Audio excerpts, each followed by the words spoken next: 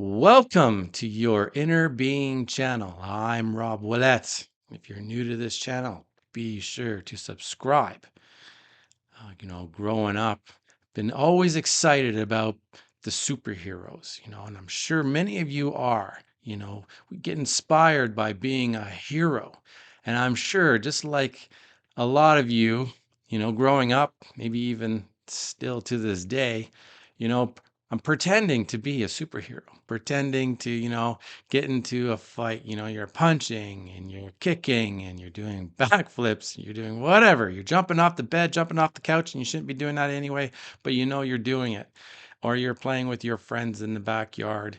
Um, or you're an adult like me and you're playing with your children and you're lifting them up and you're smoking them, you're slamming them everywhere. Yeah, not don't just be inspired by the cool action of our superheroes. Just know that you yourself can be like them. If you really want to be like your superheroes, it's one thing to learn how to fight.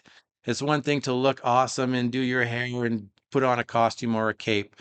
But really, you can absolutely become more like your superhero by being focused, using mindfulness, and doing meditation.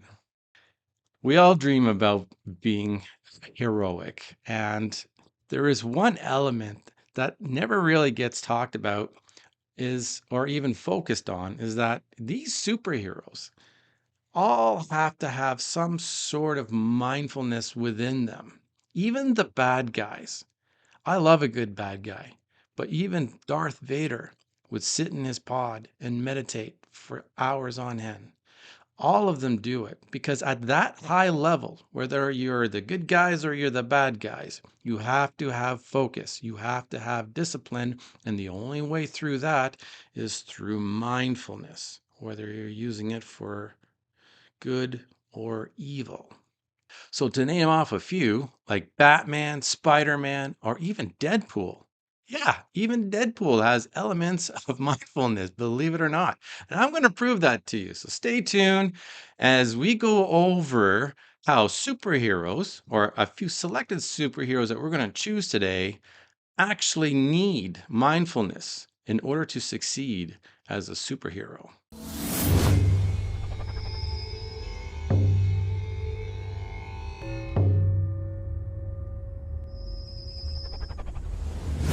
Imagine Batman, who is sitting upon a high rise, a building, and he's looking down at the criminals.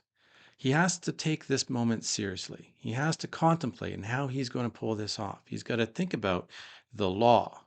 He has to think about defense. He has to clearly know what he's doing. As as people who are watching this and reading this and being entertained, our imaginations just kind of flow with action, and we that's all we want is to see our hero kick butt.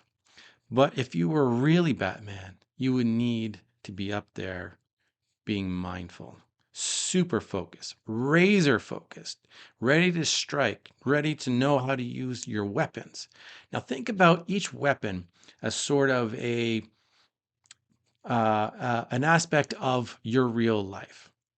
Take anxiety. Anxiety is like a grenade. Using these weapons, you have to take them very seriously. Not only is it designed to strike others, but it can also strike you back if you're not careful. If used improperly, you could you could blow yourself up. Jealousy. Jealousy is like a boomerang.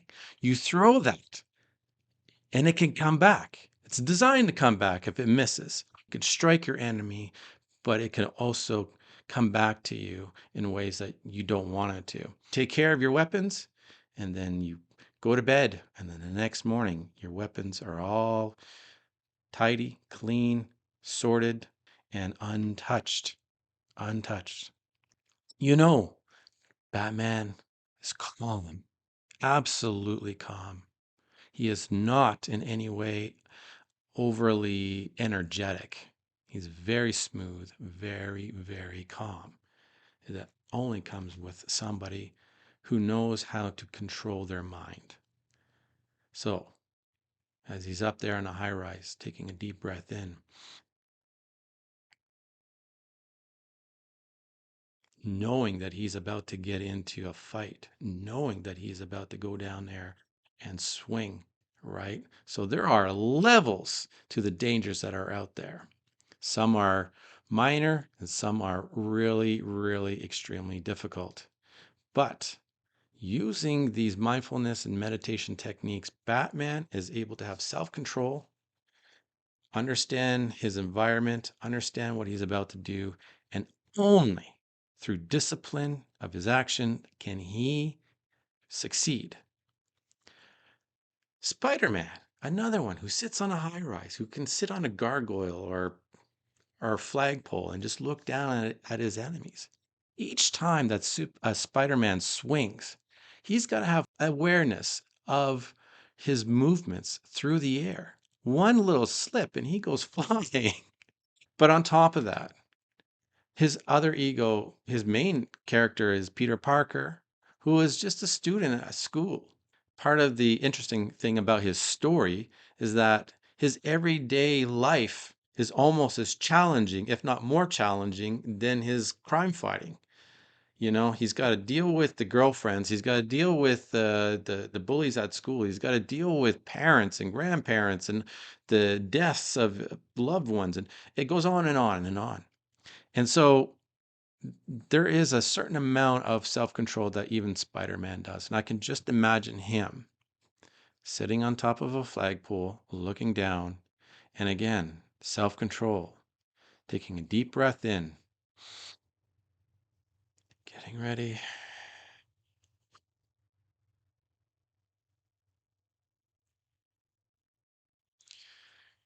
And if you think I'm kidding about Deadpool, Deadpool is on a whole different level. This guy here has got a whole lot going on in his mind. He's actually very broken. Actually, Batman and Spider-Man are broken inside. Maybe just like you. Maybe just like a lot of us. Broken. And we have to deal with this. And we have to get by. He's not your conventional superhero. He is not your conventional, he doesn't use mindfulness in a conventional way. In fact, you're probably going to see a lot of yourself in him. If not you, you're going to see that Deadpool, in a way, resonates with a lot of the people that you see in the world. Maybe even the people that you have a hard time with. Because let's face it, Deadpool, as much as we all love him, I have a little bit of a um, sweet spot for him because he's like that cousin or uncle who's very bad, but you love him anyway. He's got a bad mouth, he swears too much, he's very violent, whatever. He's that guy that you just gotta love, no matter how inappropriate this person is. Wait! You may be wondering why the red suit. Well, that's so bad guys can't see me bleed. This guy's got the right idea. He wore the brown pants. Within him, he's a very broken man, absolutely broken inside. And the way he deals with his pain comes through with the humor that he possesses. I mean, he's out there in battle, in the middle of chaos, and he's throwing a joke here and there. Yeah, of course, it's for the audience. Yeah, of course, it's for entertainment. But as we are focusing on these superheroes as though they are real, right before battle, right before stepping into the chaos, you take a moment to think about what it is that you're about to do, how it is that you're feeling. Is it worth it? Is it even worth making a step forward? And sometimes you just sit back for a moment and you laugh at it. You just bust out in a joke. You can laugh at it internally or you can crack a joke externally. And a lot of comedians in the world, a lot of them are suffering through stress, anxiety, and depression. And it is a true fact. Comedians actually have a deep, deep depression within them. It's the comedy that brings out their their joy for life. It's their comedy masks the the anger and frustration and depression within them.